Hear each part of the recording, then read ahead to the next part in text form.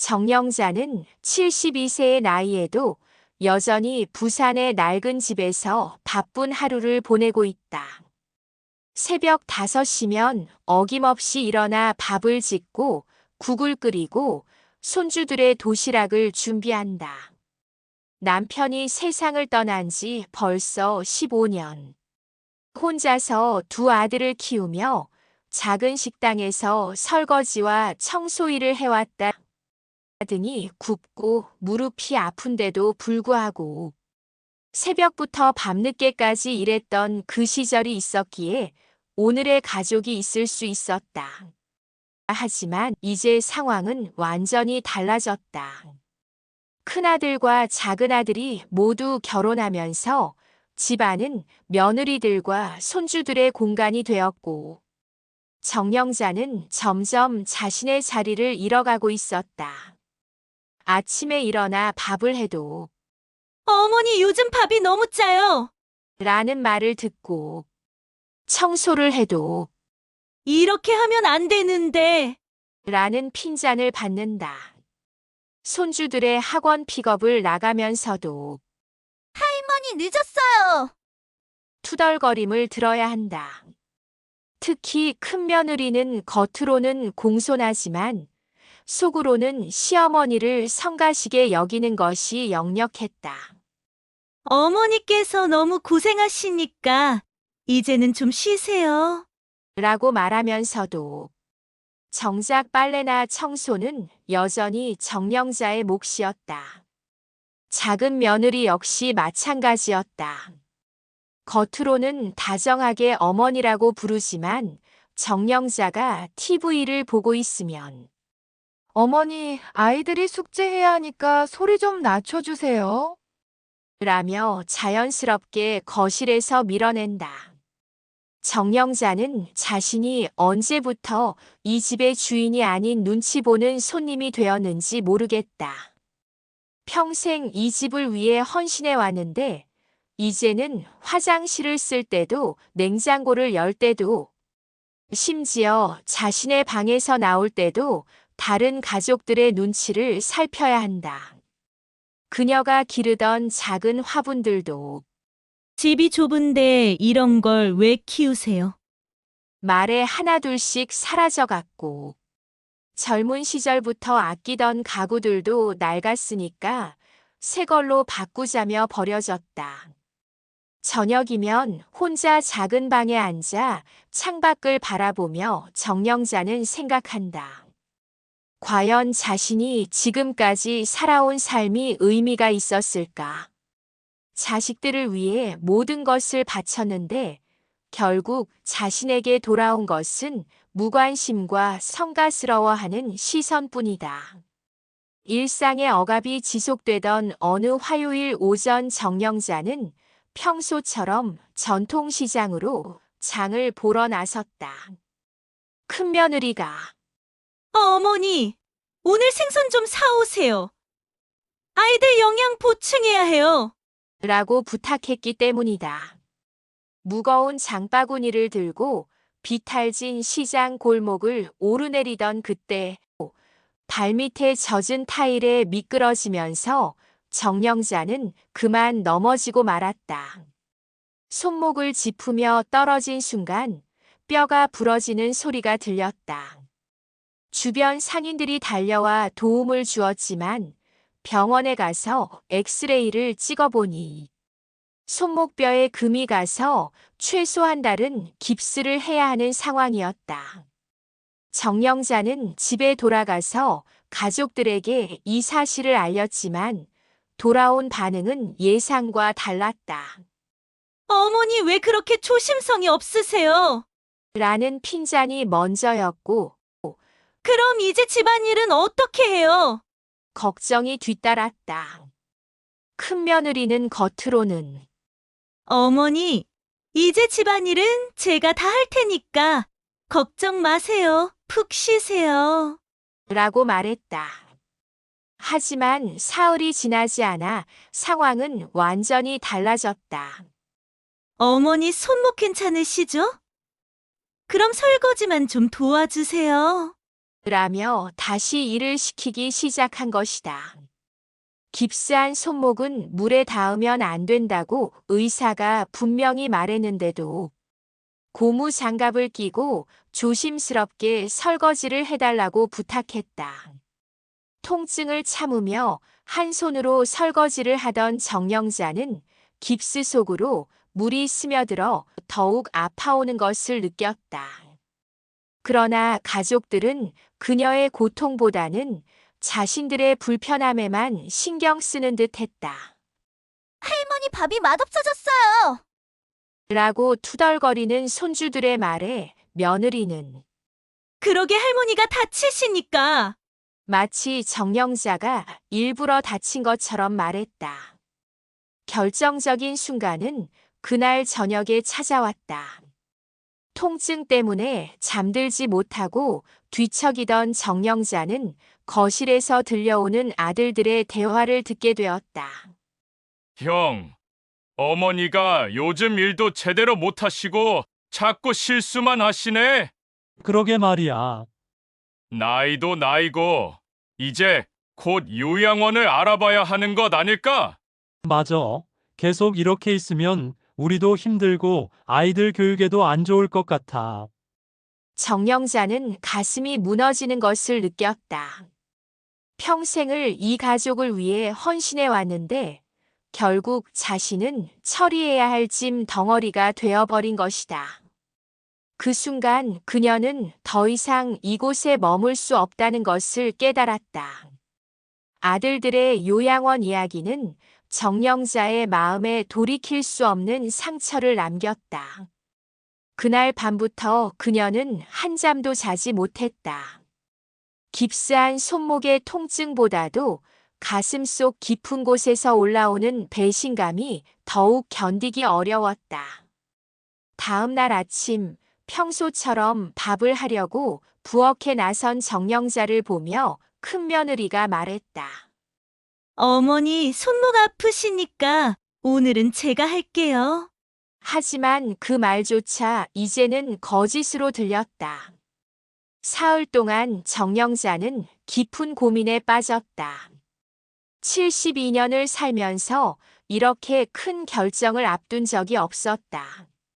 남편이 세상을 떠났을 때도 혼자서, 아이들을 키워야 했을 때도 버텨낼 수 있었던 것은 가족이 있었기 때문이었다. 하지만 이제 그 가족이 자신을 짐으로 여기고 있다는 사실을 알게 된 이상, 더 이상 여기 머물 이유가 없었다. 정영자는 은밀하게 자신의 재정 상황을 점검해 보았다. 그동안 식당에서 벌어 조금씩 모은 돈과 젊은 시절, 남편과 함께 산 작은 상가의 보증금을 합치면 시골에서 혼자 살아갈 만큼은 충분했다. 문제는 어디로 가느냐였다. 서울이나 부산 같은 대도시는 물가가 비싸고 혼자 살기에는 복잡했다. 그러던 중 TV에서 본 경북 안동의 조용한 농촌 마을이 떠올랐다. 그곳이라면 아무도 자신을 모르고 누구에게도 방해받지 않으면서 진정한 자신만의 시간을 가질 수 있을 것 같았다. 결심을 굳힌 정영자는 인터넷 부동산 사이트를 뒤져 안동의 작은 단독주택 하나를 임대 계약했다. 월세는 부산의 절반도 안 되었고 작은 마당이 딸린 깔끔한 집이었다. 계약금을 입금하고 나서야 그녀는 비로소 이것이 현실이 되고 있음을 실감했다. 이사 준비는 은밀하게 진행되었다. 가족들이 모두 나간 낮 시간을 이용해 정영자는 자신의 소중한 물건들을 하나씩 정리했다. 젊은 시절 사진들, 남편이 선물해준 목걸이, 아이들이 어렸을 때 그려준 그림들, 그리고 오래된 일기장까지. 놀랍게도 정말 자신의 것이라고 할 수 있는 물건들은 작은 캐리어 2개면 충분했다. 나머지는 모두 가족을 위해 산 것들이었다. 마침내 떠날 날이 되었다. 정영자는 새벽 4시에 일어나 마지막으로 가족들의 아침 식사를 준비했다. 그리고 식탁 위에 짧은 쪽지를 남겼다. 엄마는 이제 내 삶을 찾으러 간다. 걱정하지 말고 모두 건강하게 지내라. 택시가 도착했다는 연락을 받고 정영자는 조용히 집을 나섰다. 뒤돌아보지 않았다. 이제 그녀의 새로운 인생이 시작되는 것이었다. 뒤돌아보지 않았다고 다짐했던 정영자였지만 안동에 도착한 첫날 밤은 생각보다 막막했다. 택시에서 내려 작은 단독주택 앞에 섰을 때 갑자기 자신이 무엇을 하고 있는 건지 확신이 서지 않았다. 72년을 부산에서 살았는데 이제 와서 전혀 모르는 곳에서 혼자 살아갈 수 있을까? 첫 번째 밤은 낯선 집, 낯선 소리들 때문에 거의 잠을 이루지 못했다. 하지만 며칠이 지나면서 상황은 달라지기 시작했다. 우선 아침에 일어났을 때의 기분부터 달랐다. 부산에서는 항상 오늘도 무엇을 해줘야 하나 의무감으로 하루를 시작했다면 이곳에서는 오늘은 무엇을 해볼까라는 설렘으로 눈을 뜰 수 있었다. 아무도 그녀에게 밥을 해달라고, 설거지를 해달라고, 손주들을 돌봐달라고 요구하지 않았다. 진정한 자유였다. 집 앞 작은 마당을 둘러보던 정영자는 오래전 꿈꿔왔던 텃밭을 만들기로 결심했다. 마을 어귀의 농협에서 호미와 삽 그리고 상추와 무 씨앗을 샀다. 깁스는 아직 풀리지 않았지만 한 손으로도 충분히 할 수 있는 일이었다. 흙을 만지고 씨앗을 심으면서 느끼는 흙냄새는 그 어떤 향수보다도 마음을 편안하게 만들어 주었다. 매일 아침 새싹들이 조금씩 자라나는 모습을 보며 정영자는 자신도 함께 새로 태어나고 있는 것 같은 기분을 느꼈다. 마을 사람들과의 만남도 예상보다 따뜻했다. 옆집에 사는 박수님 할머니는 정영자와 비슷한 나이로 남편을 먼저 보내고 혼자 사는 처지였다. 박 할머니는 도시에서 오셨다면서요. 여기가 좀 심심하실 텐데. 걱정해 주었지만 정영자에게는 그 심심함이 오히려 축복이었다. 두 할머니는 금세 가까워졌고 함께 키우는 강아지 보기를 돌보며 하루하루를 보냈다.